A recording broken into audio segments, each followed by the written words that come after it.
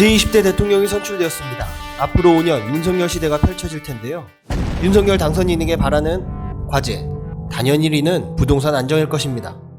윤석열 당선인은 선거기간 내내 현 정부의 부동산 정책을 신랄하게 비판해왔습니다. 엉터리 부동산 정책으로 부동산 공약에 집중한 결과 5년 만에 정권 교체에 성공했습니다.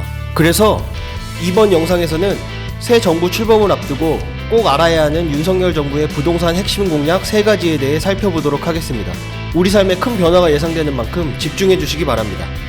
윤석열 정부의 부동산 핵심 공약 2가지는 공급 확대와 규제 완화를 통한 부동산 시장 안정화입니다.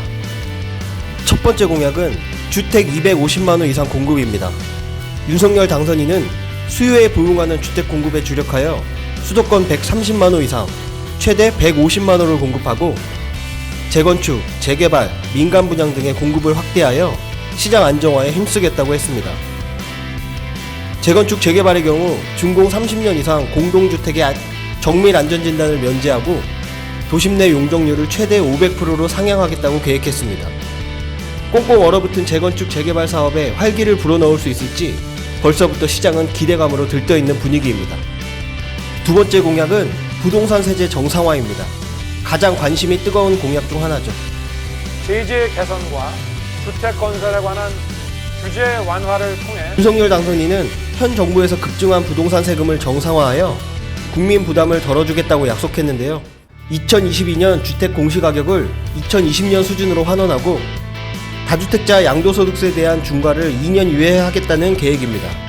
여기에 생애 최초 구입자 면제 또는 1% 단일세율, 1주택자 취득세율 단일화, 다주택자 누진세율 완화 등을 통해 취득세 부담을 줄여주고 장기적으로는 종부세를 폐지하여 재산세와 통합하겠다는 계획도 검토하겠다고 밝혔습니다.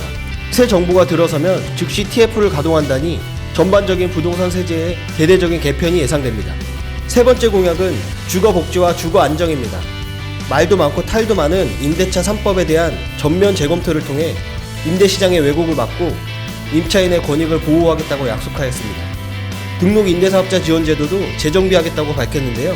공공임대주택은 살고 싶은 곳에 살고 싶은 집을 지어주는 정책으로 연간 10만원씩 공급하겠다고 하였습니다. 또한 생애 최초로 내 집 마련하는 가구에는 주택담보인정비율 LTV를 80%로 완화하는 방안을 구상 중이며 지역에 상관없이 LTV 상한을 70%로 낮추는 방안을 검토하겠다고 밝혔습니다. 오는 5월 10일 새 정부가 들어서기까지 40일도 채 남지 않은 상황입니다. 여소야대 국면이라 윤석열 정부의 부동산 공약이 이행되기 위해서는 넘어야 할 산이 많은 것이 사실입니다. 그래도 집 걱정 없는 나라를 만들겠다고 공언한 만큼 부동산 시장 안정을 위해 힘써주기를 바라겠습니다. 오늘 영상이 조금이라도 도움이 되셨다면 구독과 좋아요 부탁드리겠습니다. 다음에 더 유익한 세금 정보를 담은 영상으로 찾아뵙겠습니다. 지금까지 돈 버는 세상 박세론이었습니다.